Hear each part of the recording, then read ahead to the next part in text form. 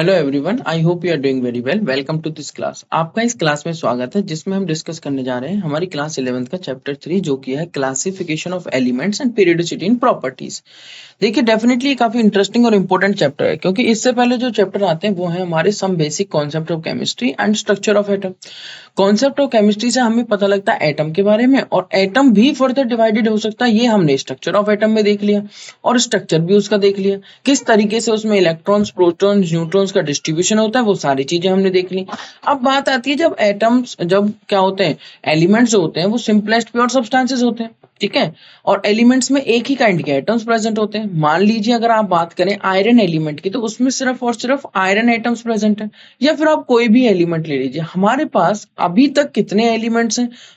हमारी periodic table में 118 elements present हैं नाउडेज। बट इन 118 एलिमेंट्स तक की जो जर्नी थी वो किस तरीके से तय की गई? तो आज हम इस सेशन में इंट्रोडक्शन के साथ साथ ये सारी बातें डिस्कस करेंगे कि जो पीरियोडिक टेबल बनी हुई है, जो आज हम मॉडर्न पीरियोडिक टेबल तक पहुंच चुके हैं, वो किस तरीके से पहुंचे, क्या जर्नी थी इस पीरियोडिक टेबल तक पहुंचने की। तो what was the journey towards a modern periodic table? Let's understand these points very carefully. So in this unit, we will study the historical development of the periodic table as it stands today and the modern periodic law as well. We will also learn how the periodic classification. अब important बात ये, जैसे कि chapter का नाम ही बता रहा है, क्लासिफिकेशन ऑफ एलिमेंट्स। हमारे पास 118 एलिमेंट्स हैं, हमें पीरियोडिक टेबल की जरूरत ही क्यों पड़ी, हमने क्लासिफिकेशन क्यों करी एलिमेंट्स की, वो सारी चीजें हमें देखनी है। जो प्रॉपर्टीज में पीरियोडिसिटी आती है पीरियोडिक टेबल के साथ, वो क्यों आती है, वो सारी चीजें हमें इस चैप्टर में समझने को मिलेंगी। सो हम ये समझेंगे कि how the periodic classification follows as a logical consequence of the electronic configuration of atoms, ठीक है। Finally we shall examine some of the periodic trends in the physical and chemical properties of the elements. Okay everyone, this is very interesting and important chapter. So चलिए start करते हैं। Why do we need to classify elements? जैसा कि आप सभी को पता है कि हमें क्लासिफिकेशन की जरूरत तो हर चीज में है। अगर मैं आपकी पेन, नोटबुक्स और बैग को एक जगह रख दूं, तो अगर मैं आपसे कहूं कि take your like chemistry notebook, तो it's not easy task, right? Because अगर सारी बुक्स एक जैसी दिख रही हैं आपको, सारी नोटबुक्स एक जैसी दिख रही हैं, तो आपको क्लासिफिकेशन की जरूरत है। आप कुछ कॉलम्स बनाएंगे, आप कुछ रैक्स बनाएंगे कि यहाँ पर मेरी केमिस्ट्री की नोटबुक, बुक, सारी चीजें हैं, यहाँ पर फिजिक्स है, यहाँ पर मैथ्स है, etcetera. So we know by now that the elements are the basic units of all types of matter. बिल्कुल ठीक बात है। Matter is something that has mass and occupy space and can be perceived by our senses. In 1800, only 31 elements were known. By 1865, the number of identified element had more than doubled to 63. Right? By 1865, the number of identified elements had more than doubled to 63. At present, 118 elements are known. Out of them, the recently discovered elements are man-made. ठीक है, जो recently discover किए गए। This is the periodic table, जिसमें आप देख सकते हैं ये मॉडर्न पीरियोडिक टेबल है। ये हमारे रिप्रेजेंटेटिव एलिमेंट्स हैं, जिनको हम एस ब्लॉक के एलिमेंट्स बोलते हैं। ये हमारे 13 से 18 रिप्रेजेंटेटिव एलिमेंट्स हैं, जिनको हम पी ब्लॉक के एलिमेंट्स बोलते हैं। मतलब एस और पी को मिक्स करके हम रिप्रेजेंटेटिव एलिमेंट्स बोलते हैं। ये हमारे पीरियड नंबर लिखे हुए हैं 1 to 7। इधर हमारे लेफ्ट टू राइट जाते हैं तो ग्रुप नंबर लिखे हुए हैं 1 to 18। और एक इंटरेस्टिंग चीज आप यहाँ पर देख सकते हैं, यहाँ पर रोमन नंबर्स भी लिखे हुए हैं, first A, second A, third A, fourth A. ये हमारी मेंडली पीरियोडिक टेबल की बातें जो भी इसमें यूज की गई हैं, राइट? ये कोई भी एक एलिमेंट है, जैसे हाइड्रोजन है, उसके ऊपर उसका एटॉमिक नंबर लिखा हुआ है, नीचे उसका इलेक्ट्रॉनिक कॉन्फ़िगरेशन, लास्ट वाला वैलेंस शेल इलेक्ट्रॉनिक कॉन्फ़िगरेशन लिखा हुआ। ये सारी बातें कि किस वैलेंस शेल क्या होती है, वैलेंस शेल इलेक्ट्रॉनिक कॉन्फ़िगरेशन क्या है, वैलेंस इलेक्ट्रॉन कौन से हैं, सारी बातें हम डिस्कस करेंगे। ये हमारा लास्ट वाला ग्रुप, जिसे हम नोबल गैसेस बोलते हैं, जो कि नॉट रिएक्टिव होता है। कैसा होता है? Not reactive. आप यहाँ पर देख सकते हैं ये हमारे एस ब्लॉक के एलिमेंट्स हैं 1 और 2। ये हमारे डी ब्लॉक के एलिमेंट्स हैं जो 3 to 12 हैं। ग्रुप यहाँ पर देख सकते हैं group number 3 to group number 12। इनको हम कहते हैं D transition elements. Group 13 to group 18 हमारे हैं पी ब्लॉक एलिमेंट्स, और डी ब्लॉक के अंदर ही डीप सीटेड है हमारे F inner transition elements F block के।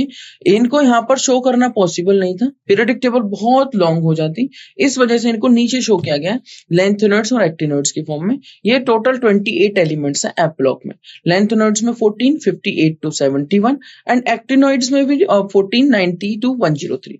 लेंथेनॉइड्स का इलेक्ट्रॉनिक कॉन्फ़िगरेशन जनरल आप देख सकते हैं, और एक्टिनॉइड्स का भी इलेक्ट्रॉनिक कॉन्फ़िगरेशन जनरल वाला आप देख सकते हैं। यहाँ पे स्टार और डबल स्टार करके इनकी पोजीशंस को दिखाया गया है, शो किया गया है, ठीक है। I hope now you are familiar that what is this periodic table, समझ रहे कुछ तो समझ रहे होंगे इसके बारे में, ठीक है। तो सबसे पहले स्टार्ट करते हैं कि पीरियोडिक टेबल जब स्टार्टिंग के कुछ एलिमेंट्स हमारे पास थे तो किस तरीके से क्लासिफिकेशन स्टार्ट हुआ और कौन सा लॉ पहले आया, वो था सबसे पहला law, Dobereiner law of triads. So the efforts to synthesize new elements are continuing. With such a large number of elements, it is very difficult to study individually the chemistry of all these elements and their innumerable compounds. To ease out this problem, इस problem को solve करने के लिए scientist searched for a systematic way. क्या systematic way निकाला? systematic way to organize their knowledge by classifying the elements. Not only would it rationalize non-chemical facts about elements, but even predict new ones. सिर्फ उन्होंने उन्हीं को classify नहीं किया जो non थे, उन्होंने न्यू एलिमेंट्स की भी प्रेडिक्शन कर दी कि आने वाले एलिमेंट्स यहां पर आकर फिट होंगे for undertaking further study. Very interesting point. Classification of elements में सबसे पहला लॉ हम पढ़ेंगे डॉबेरिनर लॉ ऑफ ट्राइड्स, हमारी journey towards the periodic table में। So classification of elements into groups and development of periodic law and periodic table are the consequence of systematizing and the knowledge gained by a number of scientists through their observations and experiments. The German chemist John Dobereiner in early 18th century, 1800, was the first to consider the idea of trends among properties of elements. By 1829, मैं repeat करता हूं, by 1829 he noted a similarity among the physical and chemical properties of several groups of three elements. उन्होंने कुछ groups देखे जैसे lithium, sodium, potassium, और क्या देखा इन ग्रुप्स में कि अगर मैं इन ग्रुप्स को इनके इंक्रीजिंग एटॉमिक मास में अरेंज करता हूं, एटॉमिक वेट्स में अरेंज करता हूं, तो जो मिडल एलिमेंट का एटॉमिक वेट है वो फर्स्ट और थर्ड एलिमेंट के एटॉमिक वेट डिवाइडेड बाय 2 के इक्वल है, मतलब average of the first and third element atomic weights. Very interesting, मतलब mean of the first and third element atomic weight. So उन्होंने इस चीज को 3 के ग्रुप में बनाया और 3 के ग्रुप को नाम दे दिया गया ट्राइड, और उनके लॉ का नाम था Dobereiner law of triads. So in each case he noticed that, क्या नोटिस किया गया, that the middle element of each of the triads had an atomic weight about halfway between the atomic weights of the other two. Atomic weights of the other two. आप यहाँ पर example देख सकते हैं। You can see lithium, sodium, potassium. Lithium का atomic wait 7, potassium का 39। अगर 7 + 39 divided by 2 करेंगे तो क्या आएगा? 23। Very interesting. Same you can apply for calcium, strontium, barium. Same you can apply for chlorine, bromine, iodine. But Dobereiner law of triads के अंदर कुछ कमियां थी। क्या कमियां थी? कि वो सभी एलिमेंट्स को इन ट्राइड्स में फिट नहीं कर पाए थे, मतलब वो सभी एलिमेंट्स के ग्रुप्स नहीं बना पाए थे 3 एलिमेंट के। कुछ ही एलिमेंट्स के ग्रुप बनाए और अपना लॉ दे दिया, मतलब फुल एक्सपेरिमेंट नहीं किया, सिर्फ कुछ ही लाइक ट्रायल्स लगाए और देखा कि हाँ ये इन 3 एलिमेंट्स लिए और फिट हो रहा है, ठीक है, 3 एलिमेंट्स लिए फिट हो रहा है, ठीक है, 3 एलिमेंट्स लिए फिट हो रहा है, ठीक है। तो कुछ ट्राइड्स ही वो बना पाए, सभी एलिमेंट्स के ट्राइड नहीं पॉसिबल हो पाए। सो ये डॉबेरिनर लॉ ऑफ ट्राइड्स है। मैं रिपीट करता हूँ, डॉबेरिनर लॉ ऑफ ट्राइड्स के according Dobereiner law of triads क्या कहता है कि the atomic weight of the middle element is equal to the mean of the atomic weights of first and third element if we arrange the elements in increasing order of their atomic weights. The properties of the middle element were in between those of the other two members. Since Dobereiner relationship referred to as the law of triads seem to work only for a few elements. बहुत कम elements के लिए valid थी। It was dismissed as coincidence, और इसको coincidentally dismiss कर दिया गया।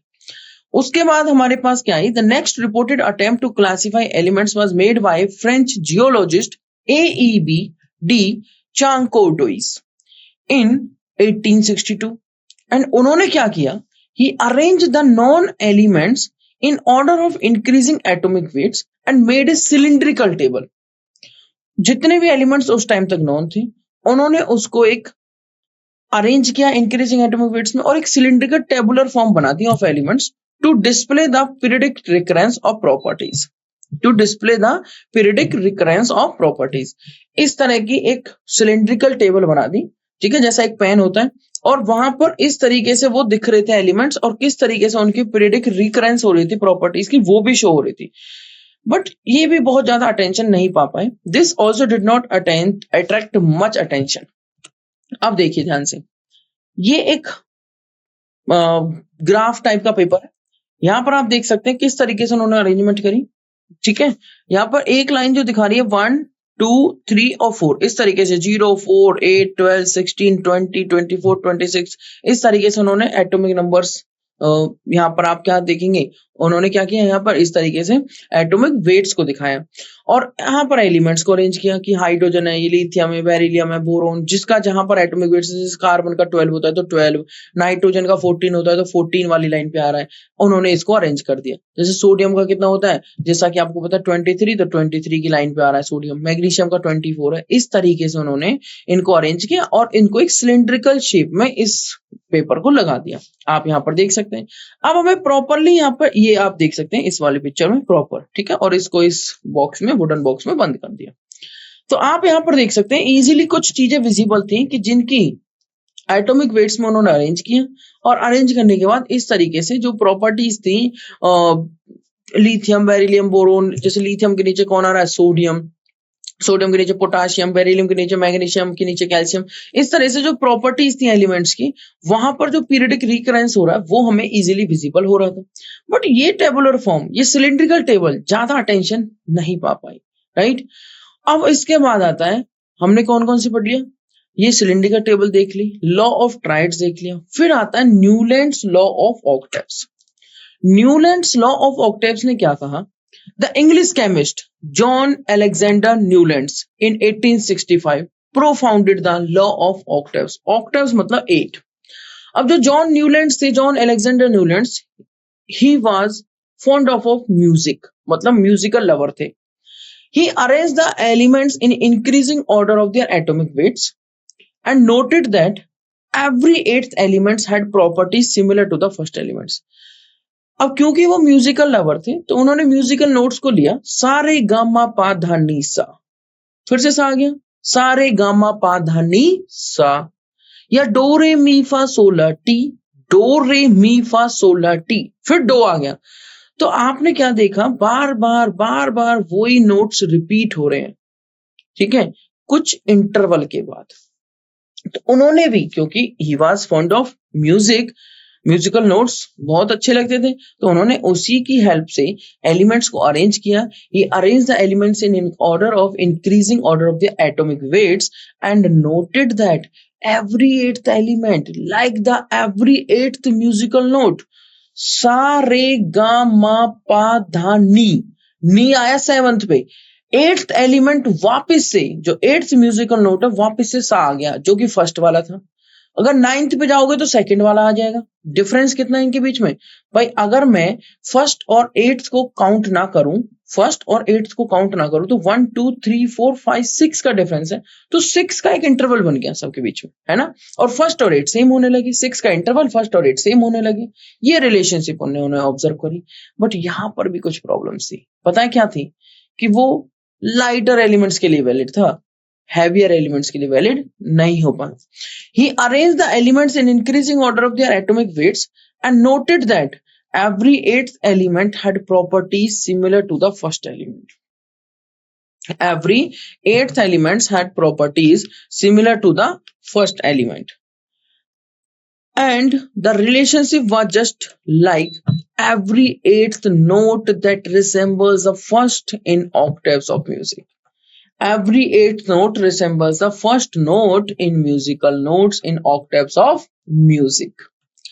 Newland's law of octaves seemed to be true only for elements up to calcium. मैंने क्या कहा था, सिर्फ और सिर्फ लाइटर एलिमेंट्स के लिए वैलिड था, हैवियर एलिमेंट्स के लिए वैलिड नहीं हुआ, मतलब अप टू कैल्शियम तक वैलिड था, up to atomic weight 40. Also his idea was not widely accepted at that time. बहुत ज्यादा एक्सेप्टेड नहीं किया गया.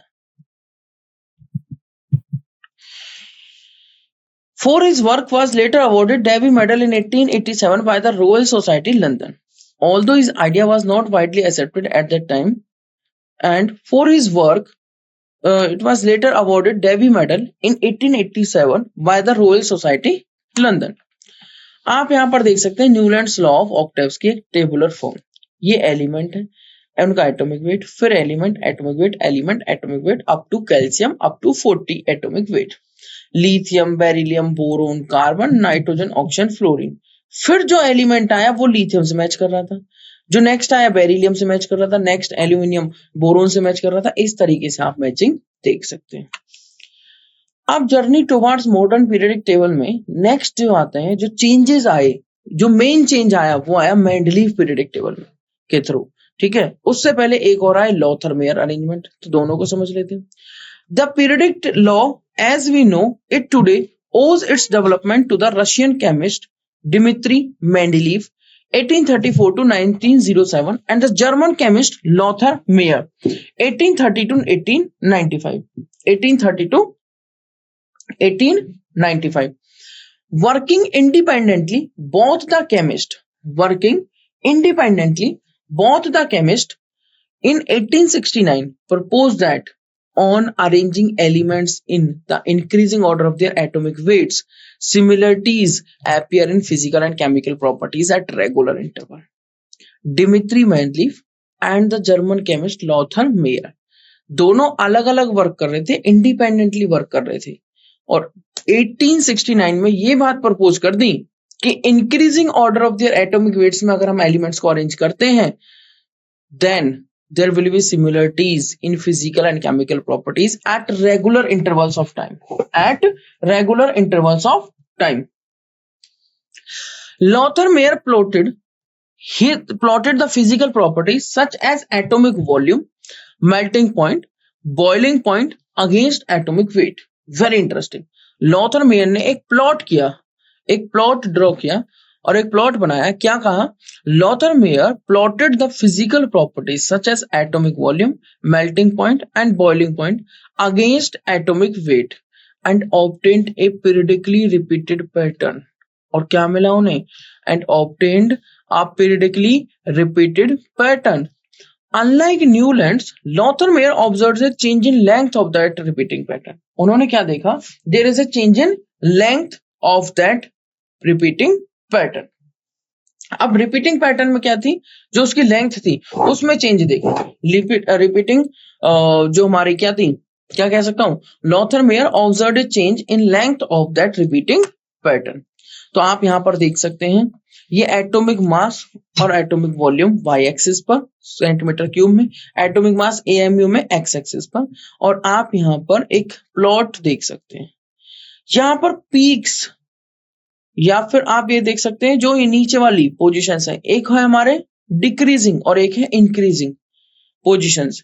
एक हमारी डिक्रीजिंग पोजीशंस और एक है इंक्रीजिंग पोजीशंस इस पीक में. तो जो इस पीक में जिस पोजीशन पर ऑक्यूपाई हो रहा है, मैं क्या कह रहा हूं, जो इस पीक में जिस पोजीशन पर ऑक्यूपाई हो रहा है उनकी प्रॉपर्टी सेम थी. जैसे आप देख सकते हैं इलेक्ट्रोपॉजिटिव एलिमेंट्स ने पीक्स को ऑक्यूपाई किया था. इलेक्ट्रोपॉजिटिव एलिमेंट्स ने पीक्स को ऑक्यूपाई किया था. और जो आपके ये एलिमेंट्स हैं जैसे कि आपका हो गया बेरिलियम, मैग्नीशियम, ये डिक्रीजिंग पोजीशंस पर ऑक्यूपाई हो रहे थे. ठीक है, इस तरीके से आप यहां पर देख सकते हैं कि लॉथर मेयर अरेंजमेंट में जिस एलिमेंट ने जिस पोजीशन को इस प्लॉट में ऑक्यूपाई किया था, इस कर्व में ऑक्यूपाई किया था, वो उनकी प्रॉपर्टीज सेम थी अगर सेम पोजीशन ऑक्यूपाई कर रखी है तो. So by 1868, Lothar Meyer had developed a table of the elements that closely resembles the modern periodic table. However, his work was not published until after the work of Dmitry Mendeleev, the scientist who is generally credited with the development of modern periodic table. Right? who is generally credited with the development of modern periodic table. While Dauberiner initiated the study of periodic relationship, it was Mendeleev who was responsible. देखो initiate किसने किया था? डॉबेरिनर ने. डॉबेरिनर initiated the study of periodic relationship, but it was Mendeleev who was responsible for publishing the periodic law for the first time. First periodic law जो provide किया था वो हमें किया था मेंडलीव ने. तो इट स्टेटेड एज फॉलोज. क्या था Mendeleev periodic law? Mendeleev periodic law ये था कि the properties of the elements are a periodic function of their atomic weights. मैं रिपीट करता हूं. The properties of the elements are the periodic function of their atomic weights. उन्होंने भी इसी बात को बोला कि जो प्रॉपर्टीज है एलिमेंट्स की वो पीरियडिक फंक्शन है of their atomic weights. Mendeleev arranged elements in horizontal rows and vertical columns of a table. ठीक है, in order of their increasing atomic weights, in such a way that the elements with similar properties occupied the same vertical column or group. Mendeleev ने क्या किया था? जितने भी elements उनके time तक नोन थी, कुछ कार्ड्स लिए, उन कार्ड्स पर उन एलिमेंट्स की प्रॉपर्टीज लिखी. मेजरली उन्होंने ऑक्साइड्स और हाइड्राइड्स को लिखा और उनकी एलिमेंट्स का एटॉमिक वेट, उनका सिंबल और जो प्रॉपर्टीज उन्हें दिख रही थी वो लिखी और उनको दीवार पे लगा दिया. लगाने के बाद क्या देखा कि ऑटोमेटिकली जिसकी प्रॉपर्टी सेम थी उन्हें अरेंज करने लगी. ठीक है, तो क्या देखा गया? एक पैटर्न बनता चला गया. तो Mendeleev arranged elements in horizontal rows and vertical columns. एक टेबल में रोज होती हैं और कॉलम्स होते हैं.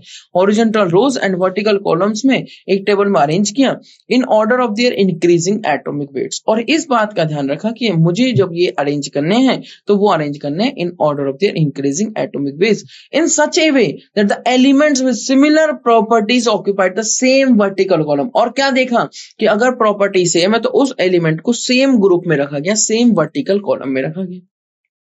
बस इस पैटर्न को फॉलो करते गए कि एटॉमिक वेट इंक्रीज करते हुए लिखेंगे और सेम प्रॉपर्टीज वाले को सेम ग्रुप में रखते रहेंगे. तो एक टेबुलर फॉर्म बन के आ गई. इसको बोला गया Mendeleev periodic table. So Mendeleev system of classifying elements was more elaborate than that of Lothar Meyer arrangement. Mendeleev की जो एक क्लासिफिकेशन थी ये ज्यादा एलेबोरेटिव थी और ज्यादा अच्छे से एक्सप्लेन कर रही थी क्लासिफिकेशन ऑफ एलिमेंट्स को than that of Lothar Meyer. He fully recognized the significance of properties. मैं क्या कहना चाहता हूं? He fully recognized the significance of properties and used broader range of physical and chemical properties to classify the elements. उन्होंने इस periodicity को पूरी तरीके से रिकॉग्नाइज कर लिया एंड फिजिकल और केमिकल प्रॉपर्टीज का अच्छे से यूज किया ताकि हम क्लासिफिकेशन ऑफ एलिमेंट्स को प्रॉपर तरीके से कर सकें. In particular, Mendeleev relied on the similarities in the empirical formulas and properties of the compounds formed by the elements. मैं क्या कहना चाहता हूं इस पॉइंट में? In particular, Mendeleev relied on the similarities in the empirical formulas. Empirical formula थे हमारे पास, molecular formula थे. ठीक है, empirical formula की similarities देखी, इस बात पे rely किया and properties of the compounds formed by the elements. जो elements properties, elements क्या बना रहे थे? कंपाउंड्स बना रहे थे. इन particular Mendeleev relied on the similarities in the empirical formula and the properties of the compounds formed by the elements. He realized that some of the elements did not fit. He realized that some of the elements did not fit in with his scheme of classification. ये बड़ी परेशानी वाली बात आई उनके लिए. वे पहले डॉबेरिनर law of triads आया, फिर बीच में एक और tabular form I, cylindrical tabular form, right. उसके बाद हमारे पास न्यूलैंड्स लॉ ऑफ ऑक्टेव्स, फिर लॉथर-मेयर अरेंजमेंट और मेंडलीव पीरियडिक टेबल आए. बट मेंडलीव पीरियडिक लॉ सबसे फर्स्ट टाइम क्या किया गया था? पब्लिश किया गया था. बट मेंडलीव जब अपनी टेबुलर फॉर्म बना रहे थे तो उन्होंने रिलाई किया था similarities in the empirical formula and properties of the compound पर.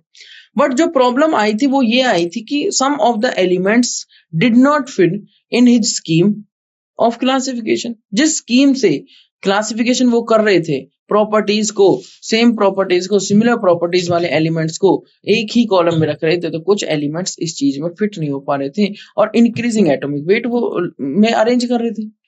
If the order of atomic weight was strictly followed, but अगर वो इस ऑर्डर को फॉलो नहीं करते हैं तो वो फिट हो रहे थे। तो उन्होंने कुछ एलिमेंट्स के लिए इस ऑर्डर को फॉलो नहीं किया, ये सबसे बड़ी कमी थी। He ignored the order of atomic weights thinking that the atomic measurements might be incorrect. क्या कहा उन्होंने कि मैं एटॉमिक वेट को कंसीडर करके चल रहा था। देखो मेजरली वो क्या कंसिडर कर रहे थे, उन्होंने देखा similarities in empirical formula and properties. उनके बेसिस पर जिनके एलिमेंट्स की प्रॉपर्टीज सिमिलर आ रही थी उनको सेम ग्रुप में सेम कॉलम में रखने लगे और एलिमेंट्स को अरेंज करते गए इंक्रीजिंग एटॉमिक वेट्स में। बट जब जैसे ही कुछ एलिमेंट्स आए और देखा गया कि अगर वो इंक्रीजिंग एटॉमिक वेट वाले लाइक स्कीम को स्ट्रिक्टली फॉलो कर रहे हैं तो वो एलिमेंट्स फिट नहीं हो पा रहे। तो उन्होंने इस एक अपने जो दो पॉइंट्स थे जिनके बेसिस पर वो क्लासिफिकेशन कर रहे थे, तो सेकंड वाला पॉइंट जो कि एटॉमिक वेट था उसको इग्नोर कर दिया कुछ एलिमेंट्स के लिए। He ignored the order of atomic weights and क्या सोचने लगे, and thinking that the measurements might be incorrect. Measurements क्या हो सकती हैं, गलत हो सकती हैं। And place the elements with similar properties together. For example iodine with lower atomic weight than that of tellurium. Iodine का एटॉमिक वेट कम था than that of tellurium. Group 6 was placed in group 7 along with fluorine, chlorine, bromine because of similarities in properties. Iodine को group 7 में रखा गया along with fluorine, chlorine, bromine because of similarities in properties. जबकि जो tellurium iodine का जो atomic weight है वो टेलुरियम से कम था। मतलब आयोडीन टेलुरियम से पहले आना था, टेलुरियम से बाद रख दिया। रीजन प्रॉपर्टीज को मैच करते हुए चले और एटॉमिक वेट के ऑर्डर को इग्नोर कर दिया। मैं रिपीट करता हूं, for example iodine with atomic weight, for example iodine with atomic weight lower than that of tellurium, tellurium group 6 का was placed in group 7। Iodine को ग्रुप 7 में, टेलुरियम को ग्रुप 6 में। टेलुरियम का एटॉमिक वेट ज्यादा, iodine का कम, फिर भी आयोडीन बाद में क्यों, जबकि होना क्या चाहिए था कि जो पहले है आएगा वो एटॉमिक वेट कम और जो बाद में आएगा उसका एटॉमिक वेट ज्यादा। ये बड़ी इंटरेस्टिंग बात हुई। मैं फिर से रिपीट कर देता हूँ, for example iodine with lower atomic weight than that of tellurium, group 6 वाला was placed in group 7th along with fluorine, chlorine, bromine. क्यों? क्योंकि प्रॉपर्टीज में सिमिलरिटी थी, because of similarities in properties. For example, both gallium and germanium were unknown at that time. अब gallium और germanium के बारे में कुछ नहीं पता था। जो आज मॉडर्न पीरियडिक टेबल में गैलियम प्रेजेंट है और 13 ग्रुप में और जर्मेनियम प्रेजेंट है 14 ग्रुप में, उस टाइम तक इन एलिमेंट्स के बारे में कुछ भी नहीं पता था। बट मेंडलीफ ने इनको पब्लिश कर दिया अपने पीरियडिक टेबल में और गैप छोड़ दिया और XYZ कुछ नाम दे दिया। क्या नाम दिया वो बताता हूं। He left the gap under aluminium, he left the gap under aluminium, aluminium के नीचे आता gallium, and a gap under silicon, silicon के नीचे आता germanium, and called these elements, क्योंकि एल्यूमिनियम के नीचे है या एल्यूमिनियम इससे पहले तो क्या बोलेंगे, एका एल्यूमिनियम, और सिलिकॉन जर्मेनियम से पहले तो बोलेंगे एका सिलिकॉन। तो क्या नाम दे दिया गया, एलिमेंट्स को गैप छोड़ दिया और एलिमेंट्स का नाम दे दिया। He left the gap under aluminium and a gap under silicon and called these elements एका एल्यूमिनियम, किसके लिए, गैलियम के लिए, एंड एका सिलिकॉन किसके लिए, जर्मेनियम के लिए। नाम भी दे दिया और एलिमेंट्स नॉन भी नहीं थे।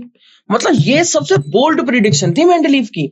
बोल्ड प्रिडिक्शन ये थी कि उन्होंने ये प्रिडिक्ट कर दिया पहले ही, एलिमेंट्स के बारे में नहीं पता, गैप छोड़ा, गैप में देखने को मिला कि यहाँ पर कुछ एलिमेंट्स डिस्कवर होंगे और बाद में डिस्कवर होंगे और वो यहाँ पर फिट होंगे। बट जो बोल्ड प्रिडिक्शन थी वो ये थी कि उन्होंने उसका नाम दे दिया एका एल्यूमिनियम और एका सिलिकॉन, और उससे भी ज्यादा बोल्ड प्रिडिक्शन थी उसका atomic weight, properties, melting point, boiling point etcetera सब कुछ बता दिया।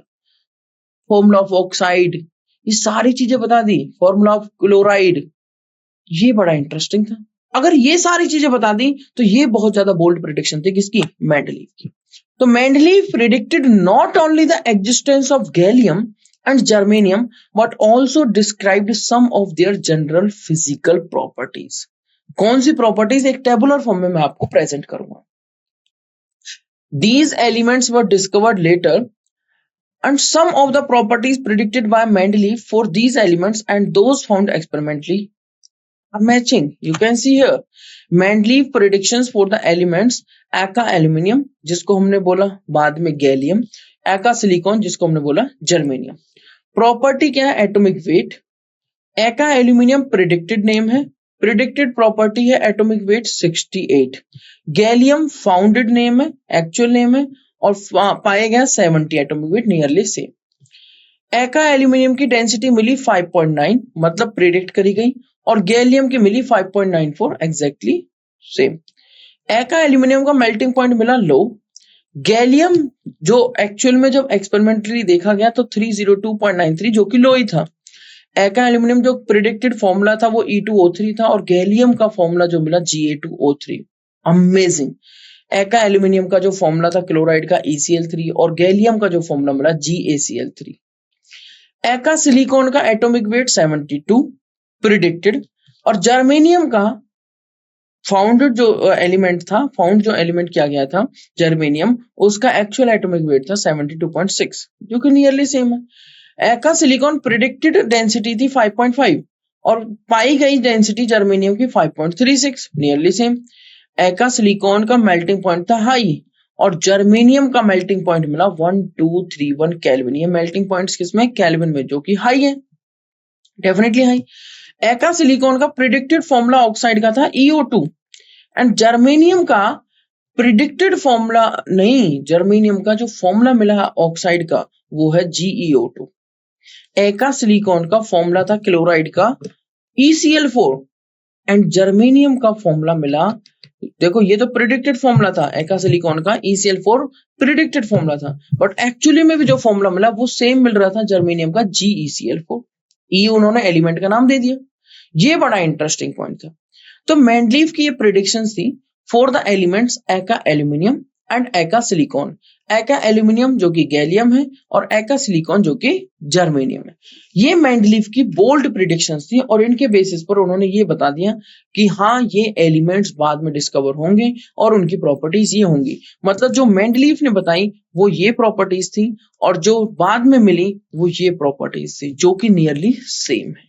तो ये सबसे ज्यादा अच्छी बोल्ड प्रेडिक्शंस थी मेंडलीव की। तो मेंडलीव का जो लॉ दिया गया था पीरियोडिक टेबल के बारे में, सो वो फर्स्ट टाइम पीरियोडिक टेबल के लिए कोई लॉ पब्लिश किया गया था। ठीक है, तो मैं एक बार क्विकली आपको बता देता हूँ आज के सेशन में हमने क्या क्या कवर किया है। मैंने आपको बताया कि why do we need to classify elements, classification of elements की नीड क्यों हुई। अब क्लासिफिकेशन ऑफ एलिमेंट्स की नीड स्टार्ट हो गई, तो सबसे पहले एक टेबुलर फॉर्म किसने अरेंज की?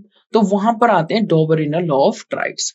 वहां पर हमने देखा कि 3-3 का ग्रुप बनाया डॉबरिनर ने, और क्या देखा गया कि वो जो मिडल वाला एलिमेंट है उसकी जो एटॉमिक वेट है वो फर्स्ट और थर्ड के एटॉमिक वेट के मीन के इक्वल है, राइट। मतलब the if we arrange the elements in increasing order of their atomic weights, and the atomic weight of the second element, which is the middle element, is equal to the mean or average of the atomic weights of first and third element. This is very interesting. फिर हमने क्या देखा? Cylindrical table of elements. ठीक है, जो कि किसने दी थी? AEB-D चारकोंटोइज ने। किसने दी थी? आप यहाँ पर देख सकते हैं जो हमारी सिलिंड्रिकल टेबल है, मैं आपको एक बार शो भी कर देता हूँ, जो किसने प्रोवाइड की थी? AEB-D चांकोटोइज ने। ठीक है, ये आपकी सिलिंड्रिकल टेबल है। उसके बाद हमने क्या देखा? Newlands law of octaves.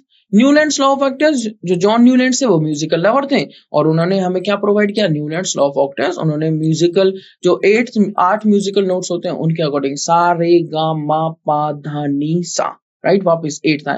जो हमारे म्यूजिकल नोट्स होते हैं, जैसे 8th म्यूजिकल नोट फर्स्ट वाले से मैच कर रहा है, उसी तरीके से उन्होंने एलिमेंट्स को अरेंज कर दिया इंक्रीजिंग एटॉमिक वेट्स में, और इसी के अकॉर्डिंग उनकी प्रॉपर्टीज मैच कर दी कि जो 8th एलिमेंट है उसकी प्रॉपर्टी फर्स्ट वाले से मैच करेगी। ठीक है, अगर हम फर्स्ट और 8th को छोड़ते हैं तो बीच में 6 एलिमेंट्स और आएंगे।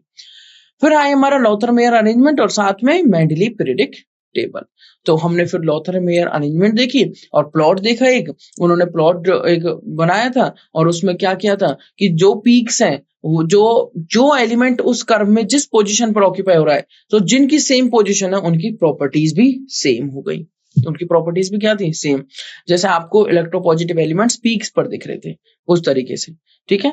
और इसी तरीके से हमारा मेंडली पीरियोडिक लॉ आया कि if we arrange the elements in increasing order of their atomic weights, so हमने क्या देखा मेंडली पीरियोडिक लॉ में, हमने देखा कि जो अगर हम एलिमेंट्स को उनके इंक्रीजिंग एटॉमिक वेट्स में अरेंज करते हैं, सो पीरियोडिक जो प्रॉपर्टीज है उनमें क्या आता है, पीरियोडिसिटी आती है, ठीक है।